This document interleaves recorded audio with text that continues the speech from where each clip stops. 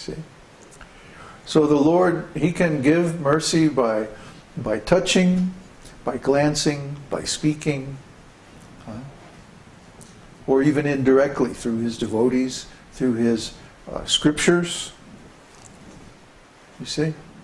He's so potent that in any way that you come in contact with Him, you can receive His mercy. This is so important. As far as heartfelt wishes are concerned, there is a statement in the Shuka Samhita where Narada tells Srila Vyasadeva, "You have a son who is the greatest devotee of the personality of Godhead. And I can observe that without any following of the regulative principles of devotional service, he is already enriched with many of the symptoms achieved by the execution of devotional service after many, many births." As for ecstatic love of Krishna, there is a statement in the 7th canto, 4th chapter, verse 36 of Śrīmad-Bhāgavatam, in which Narada addresses King Yudhishthira, "My dear king, it is very difficult to describe the character of Prahlad. He developed a natural attraction for Krishna, and whatever I can explain about his character will simply be an arrangement of words. His actual character is impossible to describe." This means that Narada himself admitted that the natural development of Prahlad's ecstatic love was by the grace of Lord Krishna. This natural attraction for Krishna on the part of Prahlad was developed simply by the mercy of Narada. When Prahlad Maharaj was within the womb of his mother, she was being sympathetically instructed by Narada about the science of devotional service. And at the same time, Narada was wishing that the child within the womb could also take advantage of the instructions. Because Narada, an authorized devotee and great associate of the personality of Godhead, was desiring auspiciousness for Prahlad Maharaj, he developed all the characteristics of a high-grade devotee. This is called natural attraction. It is caused by the special grace of the personality of Godhead, or by the special grace of a great devotee like Narada.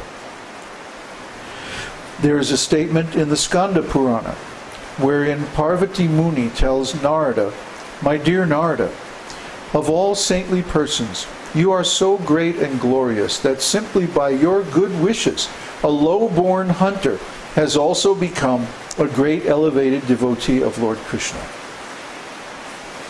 This ecstatic love for Krishna can be divided into 5 divisions, which will be described by Sri Rupa Goswami later on.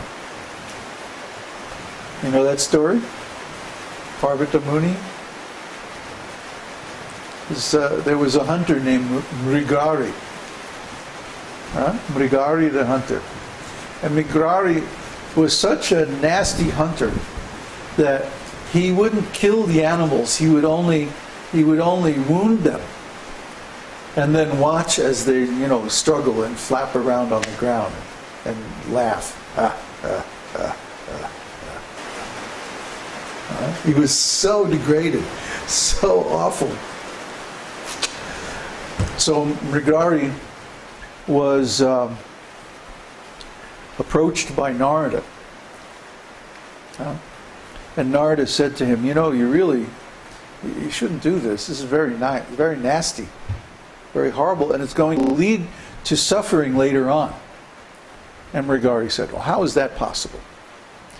And Narada started to explain the law of karma and all that. And Mrigari said, oh, I don't believe all that. That's impossible. That can't be true. So Narada gave him a vision showing what would happen to him after his death.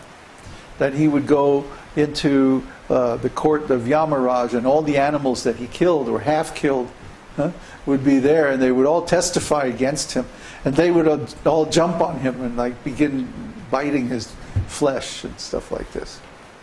And so he was so shocked by this. Mrigari said, oh, I'll do anything. I'll do whatever you want. Please, let me escape this fate. So, of course, Narada told him, just chant the holy name. Just chant the holy name. Somehow he engaged him in chanting the holy name. And so then, sometime later, Parvata Muni and Narada were traveling around the universe. That's what they do, you know. Narada Muni has this Veena that when he plays it, he can travel anywhere in any world, any planet, any dimension, any time. You know. He has complete freedom. So anyway, Narada and Parvata were traveling around, and they decided, hey, let's go visit. Narada was probably telling him, you know, let's go visit that hunter. Remember I told you about that hunter? Well, he's been chanting for a while now. Let's see. You know. So they went, and they came to where the hunter was sitting. And when he saw Narada Muni, his guru, he came out, oh, he was just full of ecstatic love, and he was chanting and crying and all ecstatic symptoms. And then he came and he was about to pay his obeisances, right? But there were some ants crawling on the ground. So he said, oh, just a minute. And he took his cloth and he was very carefully cleaning the ants out of the way so he could pay his dandavats at the feet of his guru. And Parvata Muni said, oh, this is so wonderful. Formerly this guy was so violent and so cruel, but now he's become so gentle by the power of the holy name that he doesn't even want to harm an ant. Huh? He'll move the ants very carefully out of the way so that he doesn't hurt them. So this is so wonderful. And then he spoke that verse, Narada, you're so kind that simply by your good wishes you can make someone a great devotee with great ecstatic love, like that. So Narada did this several times, probably more times than we know about, many times.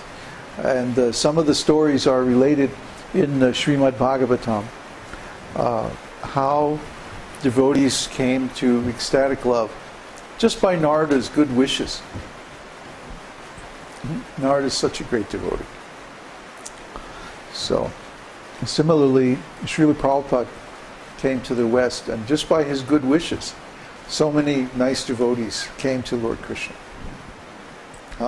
Just by his blessings. There's no other cause.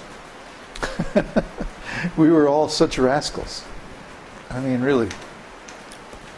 Such nonsense people. With no knowledge, no self-control, no mental gravity, nothing. You know. But Prabhupada took us, somehow, by his good wishes, we developed into nice devotees. Some of us did. It depends on the sincerity of the soul. You know, if someone is sincere and they get mercy like that, then they can advance very, very far. You know? If someone's not sincere, even if they get mercy, they'll blow it. They won't get the result. So, grateful if we get the opportunity to render devotional service, especially direct devotional service to a self-realized soul. We should be very careful not to misuse this opportunity, but to value it and get the most out of it, because this is very, very rare. Very, very rare. How long have we been preaching now? 3 years? 4 years? I mean, you know, on any kind of scale. And, you know, in a few more years we're going to wind up our activities. Things are going to get so crazy that it's going to be very hard to preach, especially the way we're preaching now.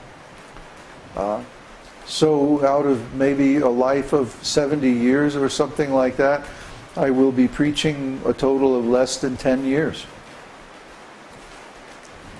Publicly available. I may still be available to my close disciples, but not publicly available. I can see that time coming. So if this material is valuable to you, if these instructions are valuable to you, take them, use them, put them into practice now. It's not going to be here forever. An esoteric school is never open forever. They come and go. They manifest, and then they're withdrawn back into the spiritual world. And then they manifest in a different way. And then again they're withdrawn. Every generation, the esoteric school is created again from scratch, from zero. See, from the heart of the self-realized soul. That is a real esoteric school. Huh? If you have a big buildings and big church and big organization and stuff like that, that's not an esoteric school. That's an organization. That's an institution. That's a church. It can't have the same structure. It can't have the same potency. Huh? Esoteric school is a very rare thing. It springs into existence from the transcendental platform. And then again, it's withdrawn. It doesn't last forever. It can't, because anything in this material world that